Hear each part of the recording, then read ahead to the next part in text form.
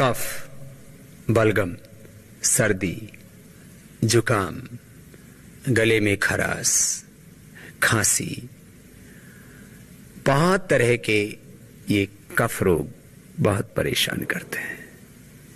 किसी किसी को तो एक बार खांसी हो गई तो एक एक महीना, दो दो महीना बीत जाता है, खांसी ठीक ही नहीं होती। उसके लिए कई तरह के सिरप पीते रहते हैं। और ये जो कफ सिरप जितने भी आते हैं इनमें भयंकर केमिकल्स होते हैं। एलोपैथी का तो कफ सिर्फ यदि बच्चे ज्यादा मात्रा में पी लेते हैं तो कई बार मौत तक हो जाती है। पिछले दिनों में जब कनाडा गया हुआ था तो मैंने देखा वहां जॉनसन एंड जॉनसन कंपनी के ऊपर काफी लोगों ने केस किए थे और उनको बहुत बड़ा हर्जाना देना पड़ा, क्योंकि बहुत से बच्चों की मौत हो चुकी थी कफ सिरप पीने से। बच्चों को इन कफ सिरप से बचाइए, बच्चों को च्यवनप्राश खिलाइए। बच्चों को यदि जो है खांसी हो गई तो उनको श्वासारी लिक्विड हम बनाते हैं प्रवाही पीने के लिए, वो सिरप पिलाइए, आयुर्वेदिक सिरप। पहले माताएं जो है मुलेठी बच्चों को बनफसा, बासा, तुलसी, अदरक ये पिलाया करती थी। अब भूल गए हम अपनी परंपरा। तुलसी के पत्तों का रस 1-2 बूंद, अदरक का रस 1-2 बूंद, थोड़ा सा शहद मिलाया, चटा दिया, ये खांसी के लिए बड़ा उपयुक्त होता है। जिनका भी गला खराब रहता है, मुलेठी, काली मिर्च, मिश्री मुंह में डाल करके चूसने, ये गले के लिए बहुत अच्छा होता है। और गले के लिए बहुत अच्छा होता है, हम अंगूठे के नीचे से यहाँ से दबाते हैं, गले के लिए और थायराइड के लिए, दोनों के लिए। और भस्त्रिका, कपालभाति, उज्जाई और अनुलोम विलोम प्राणायाम।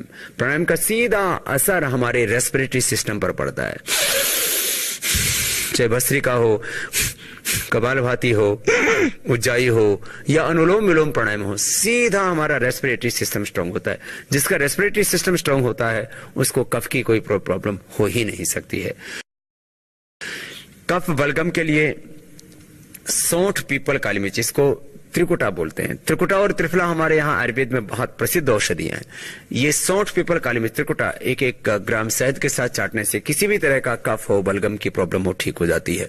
और बहुत क्रोनिक कफ होने पर 20 ग्राम त्रिकुटा, 20 ग्राम से 25 ग्राम सितुपलादी और 20 ग्राम स्वासारी, 5 ग्राम अबरक भस्म, 5 ग्राम प्रवाल पृष्टि, 10 ग्राम अमृता सत। और बहुत क्रोनिक है तो 2-3 ग्राम स्वर्ण संतमाती इसमें मिला देते हैं और ये शहद से 1-1 ग्राम चटा देते हैं। तो कैसा ही कफ हो, कोल्ड हो, सर्दी हो, जुकाम हो, पुराने से पुराना नजला हो, ये सब का सब इससे ठीक हो जाता है। आयुर्वेद में तो बहुत औषधियां हैं कफ बलगम के लिए, लेकिन तुलसी ऐसी सुबह आप 2-3 पत्ते आप खा लेते हैं तो ये आपके कफ के लिए बहुत अच्छी होती है। दूध में हल्दी डाल करके लेते हैं, ये कफ के लिए बहुत अच्छी होती है। दूध में 1-2 बूंद शिलाजीत ले लेते हैं, ये कफ के लिए बहुत अच्छी होती है। 1-1 चम्मच च्यवनप्राश, वो ओरिजिनल च्यवनप्राश होना चाहिए, जैसे हमारे ऋषि मुनियों ने बताया, महर्षि चरक ने, महर्षि श्रुत, धन्वंतरि आदि ने बताया, वैसा च्यवनप्राश होना चाहिए। वह भी आपके रेस्पिरेटरी सिस्टम को बहुत स्ट्रांग करता है और कफ बलगम से आपको बचाता है। जिनको भी कफ की प्रॉब्लम है, मोटापा है, पेट खराब रहता है, वो गर्म पानी पिया करें। ठंडा पानी पीने से भी कफ की प्रॉब्लम बढ़ जाती है। और जिनको कफ की प्रॉब्लम है वो चिकनाई से बचें, चिकनी चीजों से बचें, घी और तेल से बचें, दूध में भी हल्दी डाल करके लें और चाय के तौर पर आप दिव्य पेय का सेवन करें।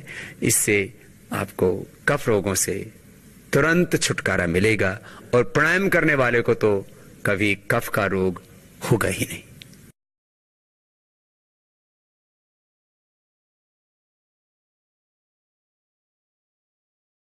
कफ, बलगम,